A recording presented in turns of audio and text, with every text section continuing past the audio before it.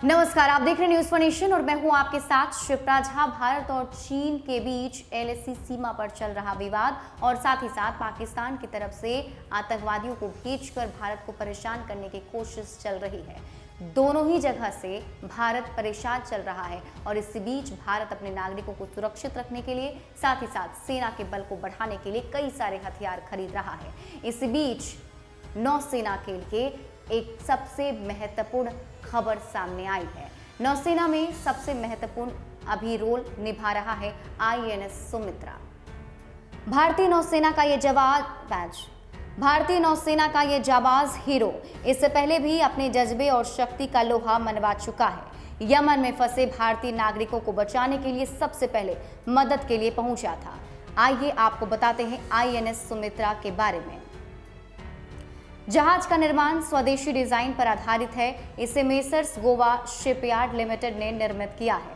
निर्माण के दौरान इसे यार्ड 1211 के नाम से जाना जाता था।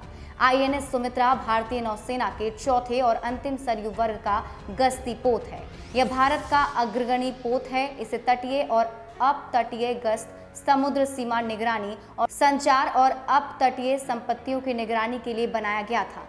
वर्तमान में भारतीय नौसेना के पास कुल 47 गश्ती जहाज है। इंडियन नेवी में शामिल होने वाला यह पोत अपनी तरह के युद्ध पोतों के बीच सबसे बड़ा है।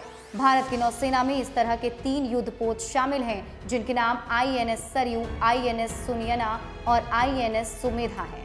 भारतीय नौसेना में स्वदेश निर्मित पोत आईएनएस सुमित्रा भारत के पूर्वी समुद्र तटों की गश्ती में यह पोत महत्वपूर्ण भूमिका निभा रहा है। पूर्वी नौसेना कमान के तहत यह पोत बंगाल की खाड़ी और पूर्वी हिंद महासागर क्षेत्र में चुनौतियों से निपटने में कारगर साबित होगा। इसका वजन 2200 टन है। इसकी गति 26 किलो नॉट है। यह मध्यम और शॉर्ट रेंज वाले हथियारों से लैस है। यह लाइट वेट वाले हेलीकॉप्टर ध्रुव को भी ऑपरेट कर सकता है। इसकी लंबाई 344 फीट यानी 105 मीटर और बम 13 मीटर 40 फीट है। इस पर 8 अफसरों सहित 108 सोल्जर्स क्रू हैं। 6 दिसंबर 2010 में लॉन्च हुए इस पोत को 4 सितंबर 2014 को भारतीय नौसेना के बेड़े में शामिल किया गया। उस समय इसे चेन्नई में तैनात किया गया था। ये जहाज कई विदेशी दौरे भी कर चुका है।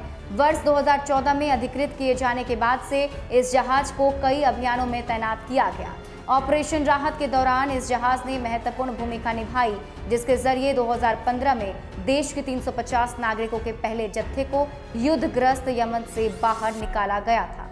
इस जलयान के अधिकरण समारोह में राष्ट्रीय सलामी प्रदर्शन किया गया और भारतीय नौसेना बेड़े में शामिल होने पर भारतीय नौसेना में पहली बार राष्ट्रीय ध्वज फहराया गया था।